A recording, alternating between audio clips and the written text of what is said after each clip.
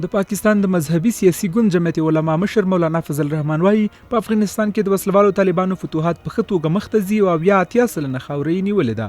هغه پرون یوې سترې ولسي غونډې ته په وینا کې ویلي د وسلوالو طالبانو د فتوحاتو لړۍ په چټکۍ سره مخته ځي او باید پاکستان سره له اوسه طالبانو سره د لا ښو اړیکو په اړه خپله پالیسي جوړه کړي. افغانستان में सूरत-ए-हाल तब्दील हो रही है. افغانستان کې حالات په بدلیدا دي. هلته امریکایان مات شول د وتو په حال کې دي بلکې وتلی دي. د افغانستان 80 سلنه ځمکه د طالبانو تحریک په لاس سقوط شوې ده. هلته د فتوحاتو سلسله روانه ده. موږ باید مناسب قدمونه واخلو ځکه په داسې حالاتو کې زموږ غلطي پالیسیانې موږ له افغانستان څخه لرې کولی شي.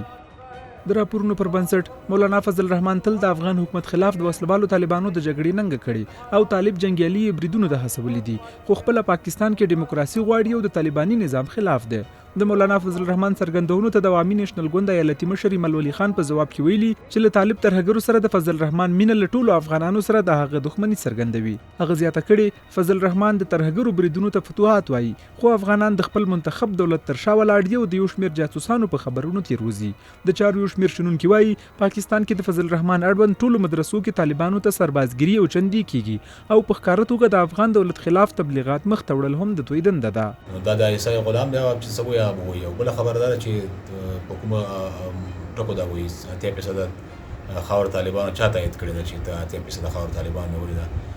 زه به د خپل ځان ارتیر شم زه په ننګرهار کې اوسم. ننګرهار کې موږ اوسېږو دا ننګرهار کې تقریبا 90% خاور اوسم دی دغه سره ده د همدې حکومت سره ده. کابل 90% د حکومت سره 90% نه پورته دی. دا طالب چېرته یو خش او خشاک به چېرته راټول یو وحشت او دهشت به خوري خلک به وایي ټکوي به دا به دې کاري. په ورته مهال له تېرې میاشتې راهیسې د پاکستان په ګڼو رسنیو کې د افغان دولت خلاف د تبلیغاتو ستر کمپاین پیل شوی او د وسلوالو طالبانو په ګټه پروپاګند کیږي. په ټولنیزو رسنیو کې د فضل الرحمن څرګندونو ته ګڼ شمېر افغانانو غبرګون ښودلی او لیکلي دي چې د افغان دولت د نړولو اړوند د پنجاب او عیسی خوب به بیا هیڅکله رښتیا نه شي. دوی همداراز د پاکستاني رسنیو د تبلیغاتو په اړه هم لیکنې کړي او پاکستاني د افغانستان د پرمختګ دایمي دښمن یاد کړی.